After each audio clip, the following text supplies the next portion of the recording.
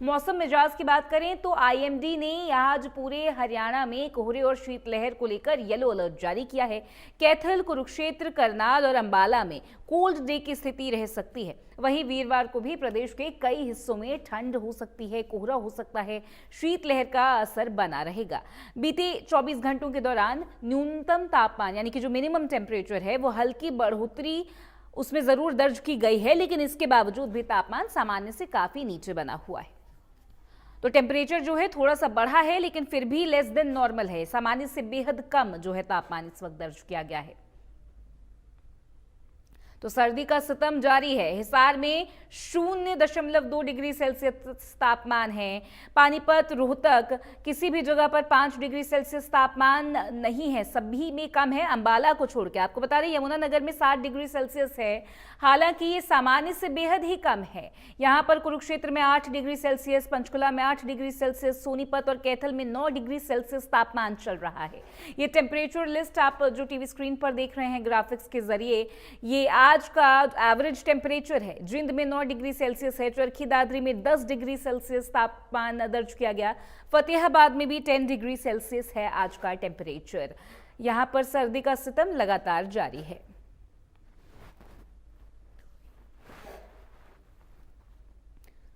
प्रदेश में आज भी घना कोहरा छाया हुआ है। भिवानी में क्या स्थिति है, हमारे सहयोगी की ये रिपोर्ट आप देखिए मौसम के मिजाज को लेकर। तस्वीरें देखकर यह अंदाजा लगाना कतई मुश्किल नहीं है कि किस तरह से आज भी प्रदेश में घना कोहरा छाया हुआ है। तस्वीरें भिवानी की हैं, जहां पर आप देख पाएंगे किस तरह से घने कोहरे की चादर ने पूरे वातावरण को अपनी आगोश में ले रखा है। हालांकि न केवल कोहरा है, विजिबिलिटी ना के बराबर है, बल्कि साथ ही साथ शीतलहर का भी प्रचंड प्रकोप लगातार जारी है। कल भी 5 जिलों में कोल्ड डे की स्थिति दर्ज की गई थी। हिसार में तापमान सबसे कम यानी न्यूनतम तापमान की अगर बात करें, जमाव बिंदु की ओर देखा गया था, 0.2 डिग्री सेल्सियस तापमान हिसार में दर्ज किया गया था। वहीं दूसरी तरफ अगर बात करें, नारनौल यानी महेंद्रगढ़ में पारा 1.5 डिग्री दर्ज किया गया था। इसके अलावा अगर बात करें, पांडु पिंडारा में पारा 2.6 डिग्री दर्ज किया गया था। तो कहीं ना कहीं अगर बात करें, सिरसा में 2.9 डिग्री टेम्परेचर दर्ज किया गया था। रोहतक, करनाल की बात करें, वहां भी पारा इसी तरह से, और अंबाला की बात करें, वहां भी पारा इसी तरह से कम तर आंका गया था, यानी 4 से 5 डिग्री के बीच आंका गया था। कल भी तापमान में सामान्य से अगर न्यूनतम तापमान की बात करें, 2.7 डिग्री की कमी दर्ज की गई थी। वहीं दूसरी तरफ 4.3 डिग्री की कमी अधिकतम तापमान में दर्ज की गई थी। हालांकि प्रदेश में सर्वाधिक अधिकतम तापमान नूह में 22.2 डिग्री दर्ज किया गया था। तो रोहतक की अगर बात करें, हिसार की बात करें, वहां भी क्रमशः 15.8 और 16.9 डिग्री पारा, अधिकतम पारे की अगर बात की जाए, दिन का पारा दर्ज किया गया था। बहरहाल स्थिति यह है कि आज और 19 तारीख को कमजोर पश्चिमी विक्षोभ सक्रिय होंगे और इस वजह से प्रदेश में मौसम में बदलाव होगा। हालांकि आज से इस तरह की स्थिति नहीं देखी जाएगी, कुछ आंशिक परिवर्तन जरूर होगा, लेकिन 19 तारीख को पूरे प्रदेश में हल्की बारिश या कहीं कहीं तेज बारिश होने का अंदेशा जताया गया है। बूंदाबांदी और बारिश का अंदेशा जताया गया है। हालांकि छोटे बच्चों के लिए राहत की बात यह है कि छोटे बच्चे जो है उनके लिए अगर बात करें, स्कूली शिक्षा विभाग के द्वारा 3 दिन के लिए छुट्टियां और बढ़ाई गई हैं, यानी अब आज से खुलने वाले स्कूल 19 तारीख को खुलेंगे। ऐसे में बच्चों के लिए राहत की बात जरूर है, लेकिन जिस तरह से पूरे हरियाणा में आज भी धुंध व कोहरे का येलो अलर्ट जारी किया गया है, उस बीच ऐसा कहना कतई गलत नहीं है कि किस तरह से लोग बेहद परेशान हैं, आमजन परेशान है और वाहन चालकों को ज्यादा परेशानियां इस धुंध व कोहरे की वजह से हो रही है। वहीं प्रचंड ठंड लगातार जारी है और आने वाले करीबन 5 से 6 दिन तक ठंड जारी रहेगी। हालांकि आंशिक बढ़ोतरी जरूर दर्ज की जा सकती है तापमान में, लेकिन माना जा सकता है कि जब तापमान कहीं 0.2 डिग्री है या तापमान कहीं 1.5 डिग्री है, तो वहां अगर आंशिक बढ़ोतरी भी होती है तो भी शीतलहर या कड़ाके की ठंड का प्रकोप लगातार जारी रहेगा। हालांकि फसलों के लिए इस ठंड को बेहतर माना जा रहा है, माफिक माना जा रहा है, माकूल माना जा रहा है। चाहे रबी की फसलों की बात करें, गेहूं, सरसों की बात करें, लेकिन जब बूंदाबांदी होगी, बारिश होगी, तो कुछ अगर कहीं पाला जमा है तो उसकी भरपाई भी हो पाएगी। ऐसे में अभी फिलहाल लोगों को ठंड से निजात मिलने के आसार नहीं देखे जा रहे हैं। वीडियो जर्नलिस्ट सुमित अवस्थी के साथ रवि जांगड़ा, इंडिया न्यूज, हरियाणा।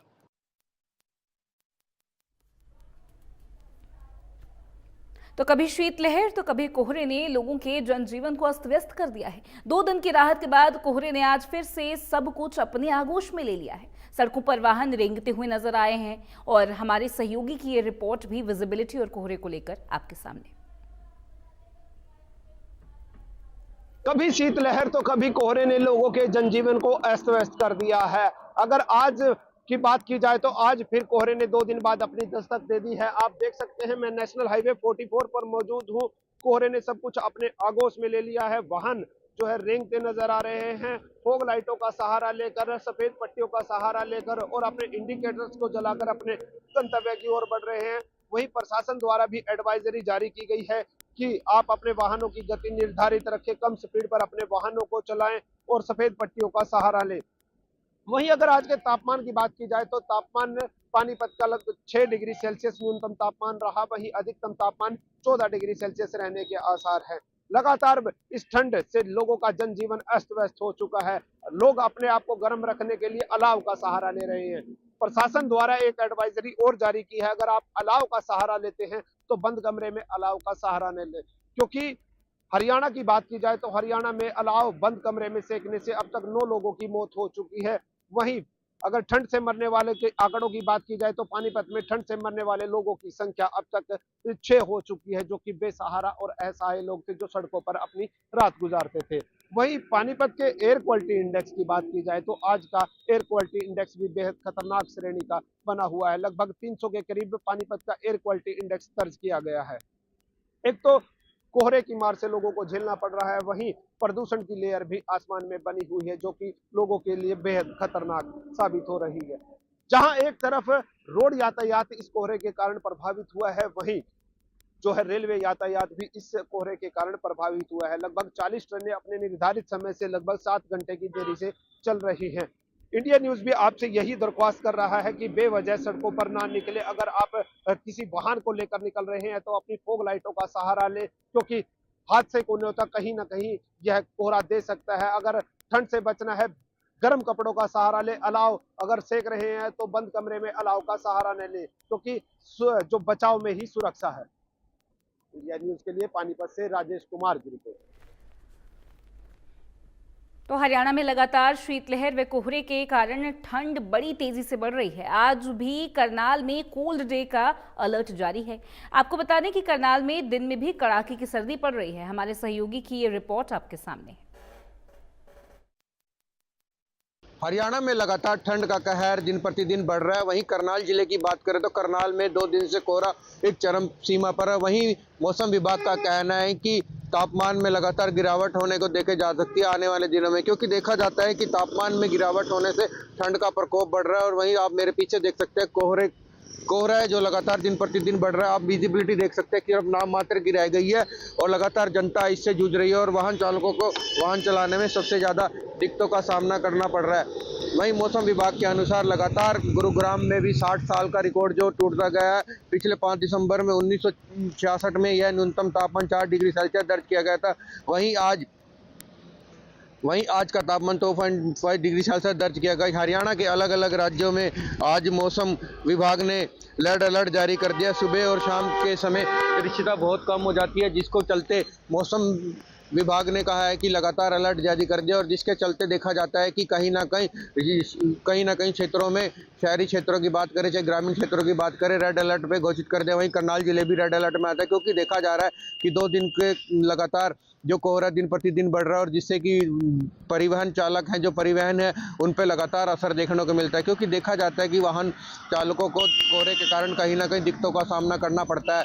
वहीं बात करें करनाल जिले में भी ट्रैफिक पुलिस की बात करें, चाहे जिला प्रशासन की बात करें, चाहे स्वास्थ्य विभाग की बात करें, पूरी तरह से अलर्ट मोड पर है। लगातार जनता को जागरूक करने का काम भी कर रहे हैं कि अपने वाहन की गति को थोड़ा धीमी रखें और 40 से 45 के बीच में चलाए, क्योंकि देखा जाए कोहरा एक चरम सीमा पर है और लगातार विजिबिलिटी नाम मात्र की हो गई है। अगर और ज़्यादा से ज़्यादा वाहन चालक अपने रिफ्लेक्टरों का प्रयोग करें। वहीं आप मेरे पीछे भी देख सकते हैं कोहरा दिन प्रतिदिन बढ़ रहा है और लगातार स्वास्थ्य विभाग भी कहना है कि बच्चों और बूढ़ों को खासकर ध्यान रखें, क्योंकि देखा जाता है कि ठंड का कहर एक चरम सीमा पर है और करनाल की जनता जिसे जूझ रही है। पहले शीतलहर की मार झेली, अब कोहरे की मार, जनता दोहरी मार से का सामना करना पड़ रहा है। और बच्चे बूढ़ों का खासकर स्वास्थ्य विभाग की तरह एक आदेश जारी किया गया है कि बच्चों और बूढ़ों को खासकर ध्यान रखें, क्योंकि देखा जाता है ठंड का कहर बढ़ता है, स्वास्थ्य कर बच्चों और बूढ़ों पर स्वास्थ्य पर ज़्यादा असर पड़ता है, जिसको लेकर स्वास्थ्य विभाग पूरी तरह से लगातार अलर्ट मोड पर है। और लगातार ओबीटी की संख्या की बात करें, लगातार हर चौथे आदमी को करनाल में जुकाम और नज़ला देखने को मिल सकता है, क्योंकि लगातार